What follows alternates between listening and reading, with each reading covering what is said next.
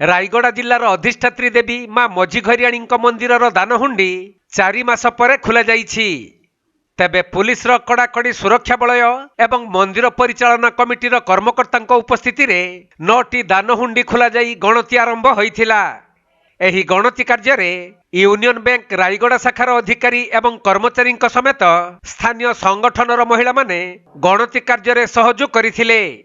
दीर्घ 3 मास पर आज हुंडी खोल जोटा 18/3/24 तारिख हुंडी खोल जाइए से टाइम रे पैसा आकार आम 89,72,000 आसाला एवं सुना हिसाब से 62 ग्राम्स आसाला एवं सिल्वर हिसाब से 2 kg 300 ग्राम्स आसाला।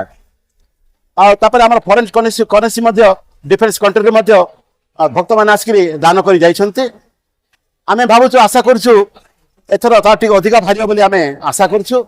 आज आम यूनियन बैंक ऑफ इंडिया आज हुंडीर दायित्व नहीं से आज काउंटिंग सामिल होती एवं आज काउंटिंग रे आमर मां मझीरानी ट्रस्ट बोर्ड जो नारी जो महिला संघ मान अच्छा साई बाबा महिला संघ एवं वेंकटेश्वर महिला संघ मैंने आसी ये हुंडी आमको साहाय्य कर स्पेशली आम प्रेस वाला एवं प्रिंट मीडिया एवं आम जो पुलिस वाला मान अच्छा से यथेष साहाय्य कर।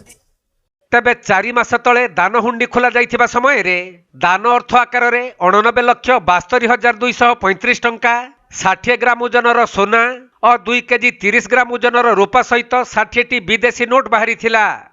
हेले 4 मास परे गतकाली हुंडी खोलिबा समय रे दान अर्थ आकार रे 69,15,422 टंका 53 ग्राम ओजनर सोना 2 केजी 392 ग्राम ओजनर रूपा और किछि विदेशी डॉलर मिलिछि।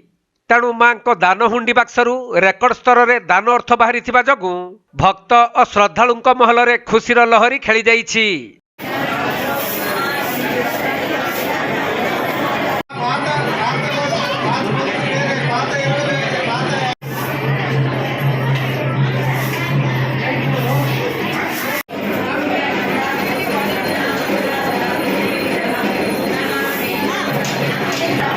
रायगड़ा जिल्लारू प्रफुल्ल कुमार बेहेरा रिपोर्ट, कोणार्क लाइव।